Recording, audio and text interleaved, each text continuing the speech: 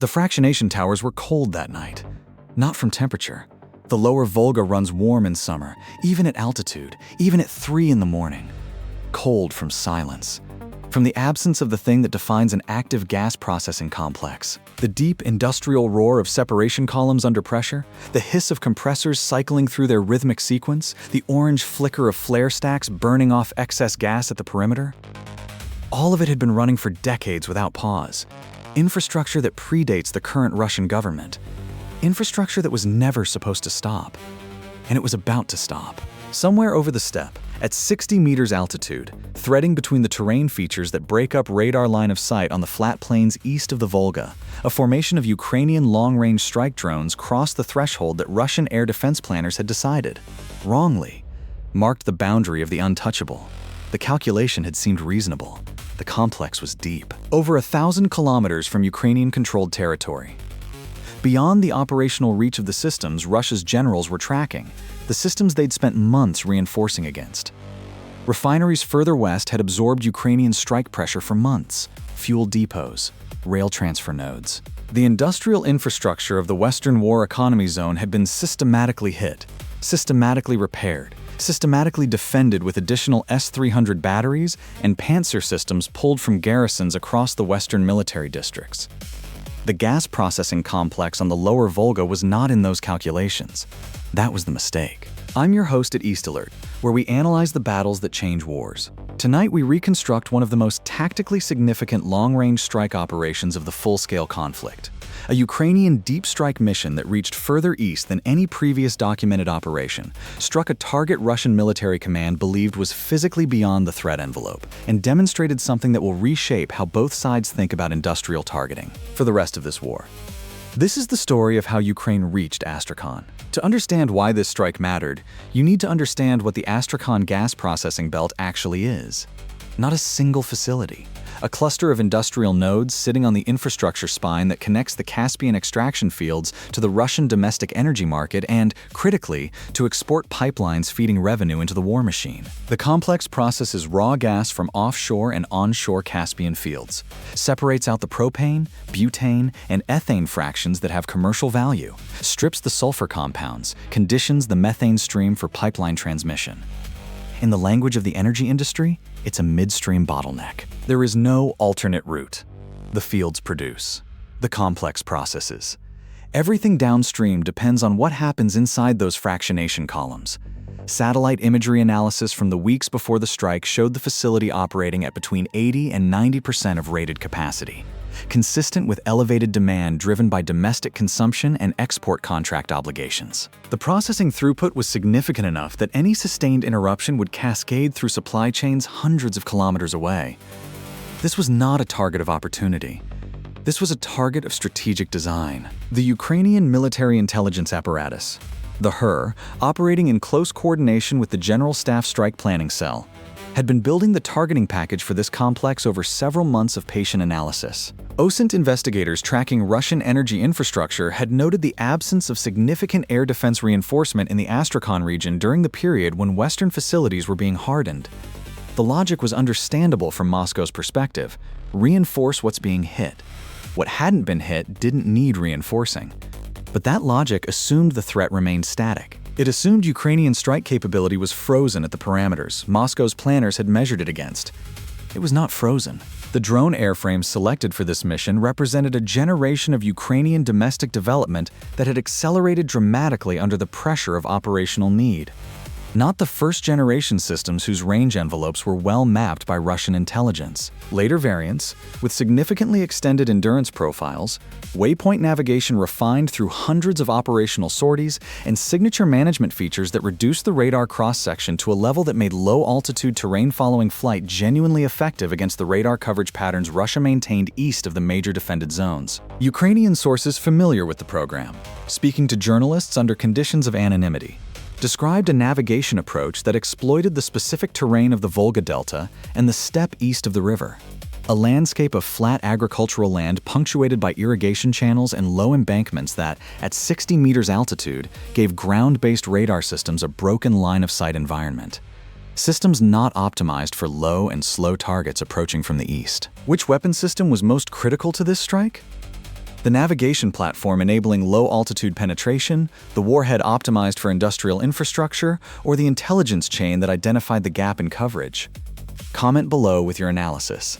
A, B, or C, because the answer shapes everything that follows. The mission planning process had to solve a specific problem that made this strike fundamentally different from previous long-range operations. Range alone was not the constraint. Ukrainian long-range drone programs had already demonstrated the ability to reach Moscow's outer districts, to strike targets deep in Bryansk, Smolensk, and Saratov oblasts. The constraint was navigation fidelity over a terminal approach route that provided almost no visual or electronic reference points. The flat steppe terrain east of the Volga, in the final 200 kilometers of the approach, is among the most featureless landscapes in the European landmass. Fields, irrigation channels, occasional roads. The optical flow systems and terrain correlation algorithms that perform well in terrain-rich environments face a genuine challenge over flat, uniform terrain where 1 kilometer looks identical to the next. The solution Ukrainian engineers implemented drew on operational experience accumulated over months of deep strike missions. Rather than relying on terminal optical guidance alone, the navigation architecture incorporated multiple redundant positioning updates. GPS, with spoofing resistance improvements that had been quietly incorporated into the systems after early missions encountered Russian electronic warfare interference. Inertial measurement unit drift correction at pre-planned waypoints near distinctive features earlier in the route. And a terminal guidance phase that relied not on optical matching against terrain features, but on the electromagnetic signature of the facility itself. The radio frequency noise profile of high-voltage industrial equipment operating at scale, the radar signature of the metallic structures in the fractionation complex, the infrared contrast between industrial thermal sources and the ambient background. The drones knew where they were going. The question was whether anything would stop them. The obstacle that nearly compromised the mission was not Russian air defense. It was Ukrainian electronic warfare. In the days before the strike, Russian forces launched an intensive electronic warfare countermeasure operation across the communication spectrum used by Ukrainian long-range systems. Apparently based on intelligence, suggesting elevated strike activity was being planned, though without specific knowledge of the target or timeline. The jamming environment degraded GPS signal quality across a wide geographic band that overlapped with the planned ingress route of the strike package. Strike planners faced a decision: delay the mission until the jamming environment improved, reroute through a different approach corridor that would add distance and fuel consumption, or proceed with increased reliance on the inertial navigation backup and accept reduced terminal accuracy. They chose to proceed. Modified routing, increased waypoint density in the segment most affected by jamming, and a terminal approach update that depended entirely on the electromagnetic signature guidance rather than GPS correction. Stay with me, because what happens in the final 18 minutes of this approach changes everything about how Ukraine fights this war. The strike package. Ukrainian sources indicate a force of between 14 and 20 drones in the primary wave, with a smaller secondary element. Cross the Volga at a point where the river is wide enough and the surrounding terrain flat enough that radar coverage from the nearest air defense nodes was marginal at 60 meters altitude. The timing was deliberate. A window in Russian air patrol scheduling that Ukrainian intelligence had tracked over multiple cycles. The gap was not large. Approximately 90 minutes during which the combination of radar horizon limitations at low altitude and the absence of airborne early warning coverage in the sector created a penetration corridor. Not wide, not forgiving of timing errors, but real. The operators monitoring the mission from the ground control station, located at a secure facility whose location Ukrainian sources have not disclosed, were tracking telemetry from the lead drone as the formation entered the final approach phase. Signal quality from the jamming-affected segments had been degraded but not lost. The inertial navigation had accumulated some drift over the affected route segments. The terminal electromagnetic guidance would need to compensate.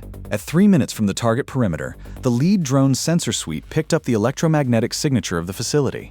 High-frequency industrial noise, the distinctive pattern of large compressor motors, transformer station emissions.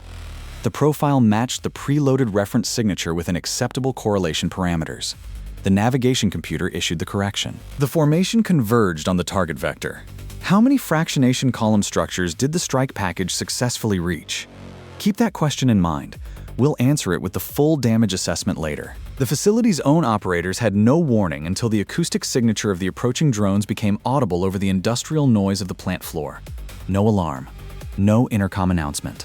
One shift supervisor, according to subsequent Russian media accounts, characteristically fragmentary and contradictory. reportedly stepped out of the control room for a routine visual inspection of the separator train and heard the sound first. A high-pitched electric motor whine, multiple sources, coming from the south. Not an aircraft sound, not anything from the facility itself. He had perhaps 30 seconds before the first impact. He used them to evacuate the control building. Subscribe to EastAlert if you want to understand how modern warfare actually works.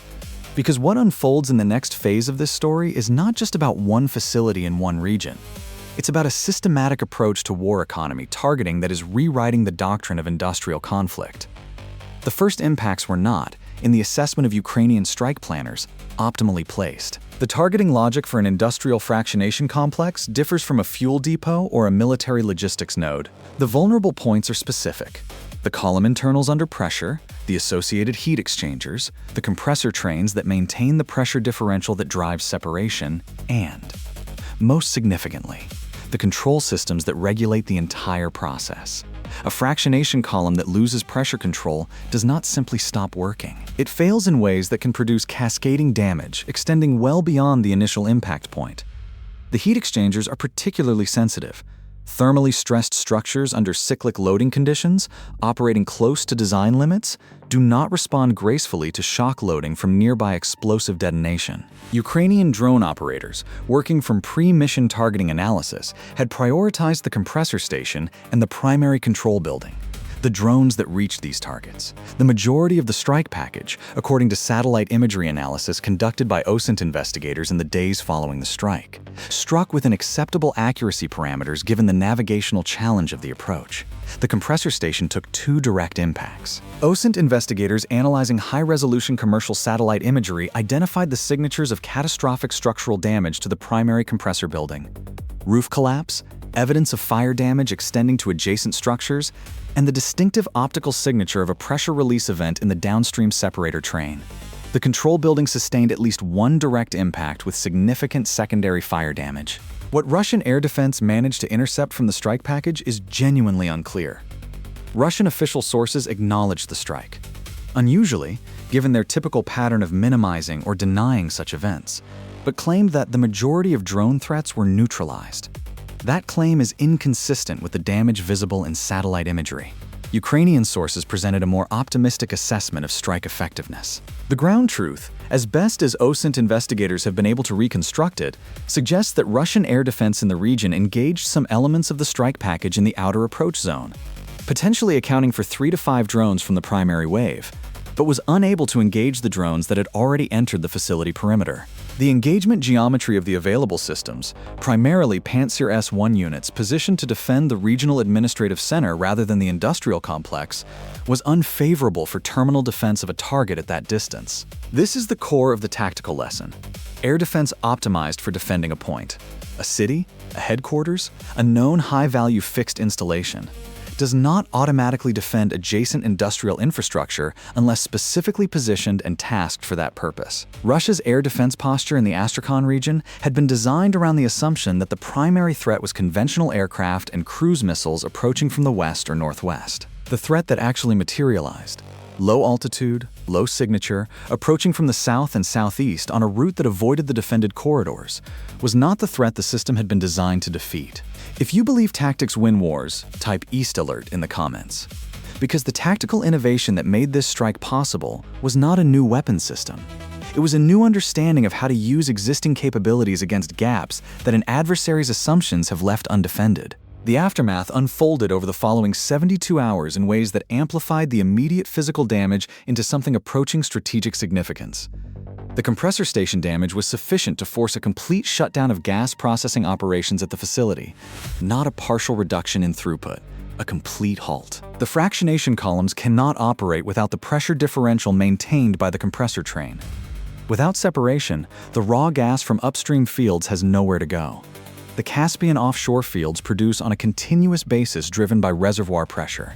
They cannot simply be throttled down on short notice without risking formation damage. The upstream fields backed up. Field operators reduced extraction rates as storage and transit capacity saturated. The downstream effects spread through the pipeline system within hours. Processing facilities that depend on the Astrakhan complex for feedstock, ethane for the petrochemical plants further north, propane-butane fractions for the domestic heating fuel market, reported supply interruptions. Russian Energy Ministry statements, sparse and carefully worded, acknowledged temporary supply disruptions in the southern pipeline corridor without specifying the cause. Intercepted communications from Russian industrial management personnel, content that Ukrainian intelligence sources have shared in partial form, indicated significant panic in the facility management chain. The communications reflected not just operational crisis, but a deeper shock. The realization that a facility that had operated continuously for decades, that had never been considered a potential combat target, that was staffed by civilian industrial workers with no meaningful security or air defense orientation, had been struck. The psychological impact on the industrial workforce extended beyond the facility itself. Ukrainian sources reported, based on social media monitoring and intercepted communications, that workers at similar facilities across the Astrakhan and Volgograd regions began requesting transfers, raising safety concerns with management, and in some cases refusing to return following the strike. What would NATO have done differently targeting this complex?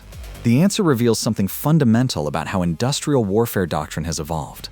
Comment with your analysis. The repair timeline for damage of this type is not short. A compressor station that has sustained direct impacts is not repaired in days. The specialized equipment. High-pressure industrial compressors operating at the specifications required for gas processing is not available off the shelf. Russian domestic manufacturing capability for this class of equipment was constrained before the full-scale conflict. It's more constrained now under the weight of sanctions that have progressively limited access to high-specification industrial components from Western suppliers. The timeline for returning the facility to full operational capacity, according to analysts familiar with the Russian industrial maintenance ecosystem, runs to months rather than weeks. Conservative estimates suggested 6 to 9 months for full compressor train restoration. During that period, the facility operates at reduced capacity at best, and the upstream fields continue at reduced extraction rates with the associated revenue impact. The revenue impact calculation is not trivial. At the processing volumes, the facility was running before the strike, elevated by the demands of export contracts and domestic heating season preparation. The interruption translated to lost processing throughput of significant commercial value per day. Multiplied across the repair timeline, the financial impact runs to hundreds of millions of rubles in lost processing margin and foregone export revenue. Before accounting for the repair costs themselves, the emergency supply arrangements that downstream customers were forced to make, and the contractual penalties that export customers may be entitled to claim for supply interruption. The answer to the question posed earlier: how many fractionation column structures did the strike package successfully reach? OSINT investigators, analyzing satellite imagery and cross-referencing with subsequent Russian industrial ministry statements, assessed that the strike package struck 3 of the 4 primary processing trains at the facility. The 4th was not struck, either because the drone tasked to that target was among those intercepted by air defense, or because terminal navigation error in the jamming-affected approach placed that drone off target. 3 of 4 processing trains, a compressor station, a control building. The damage assessment, confirmed by satellite imagery analysis, represents approximately 70 to 75% of the facility's processing capacity rendered non-operational, at an estimated cost to Ukrainian forces of between 14 and 20 drone airframes. Production cost estimates for the long-range domestic variants involved range between $40,000 and $80,000 per unit. The cost exchange ratio against the infrastructure damage and revenue impact is, by any reasonable measure, extraordinarily favorable. This is the tactical lesson that matters. Not the specific munitions used, not the specific target struck.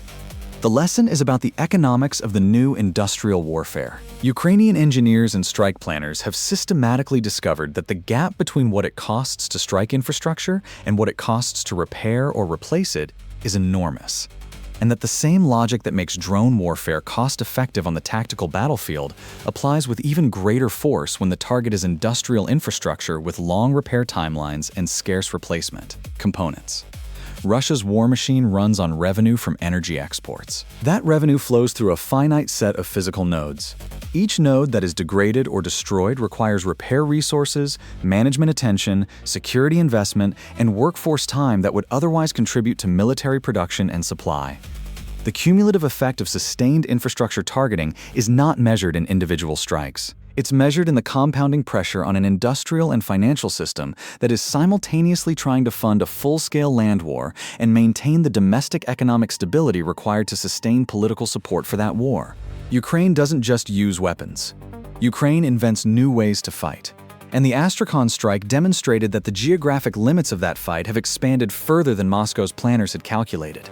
3 questions this operation forces us to confront. Was the decision to route through the jamming-affected corridor the right call?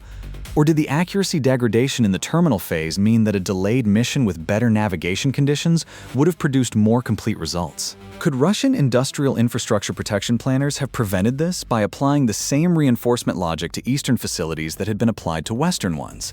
And what does it mean that they didn't? And if you were the commander authorizing the strike planning for the next operation in this series, knowing that Moscow has now identified the gap and will move to close it, what target would you hit next? And by what route? The answer to the quiz: 3 processing trains reached, representing approximately 70 to 75% of facility capacity. The 4th train was not struck, most likely due to drone interception in the outer approach zone or terminal navigation error in the jamming-affected final segment. The answer is B. Between the options of 23, 38, and 50 vehicles initially posed in broader terms, the actual count of directly struck industrial structures was 3 primary trains plus ancillary support facilities, placing effective penetration in the mid-range of pre-mission planning estimates. The navigation degradation caused by Russian jamming produced exactly the kind of partial effectiveness outcome that strike planners had assessed as the realistic case rather than the optimistic case. The mission met its objectives. It did not achieve maximum possible damage. The difference is tactically significant. Subscribe to EastAlert, because we break down the battles that textbooks will study for decades, and because the conflict on the Eastern Front is not slowing down. The pace of innovation, the audacity of planning, and the strategic stakes are accelerating, not diminishing. The next strike is already in the planning cycle. The next gap is already being identified. The Volga Basin is not the limit of the envelope. It is a data point in the ongoing calculation of what is and is not reachable. Will Ukraine execute a follow-on strike against a second Eastern industrial node within the next 6 months before Russia can fully close the air defense gaps this operation revealed? Comment YES or no, because every operation teaches both sides, and the side that learns faster wins. The lower Volga is quiet now. The flare stacks are dark. The compressor station is a ruin of twisted steel and scorched concrete. The fractionation towers stand intact, sealed, pressureless, waiting for repair equipment that may not arrive for months. Civilian workers who spent careers maintaining that facility are trying to understand how their workplace became a battlefield without anyone warning them it was a target. And somewhere, in the HER planning cells and the General Staff strike coordination rooms, analysts are reviewing satellite imagery of the next target on the list. Real tactics, real consequences. EastAlert.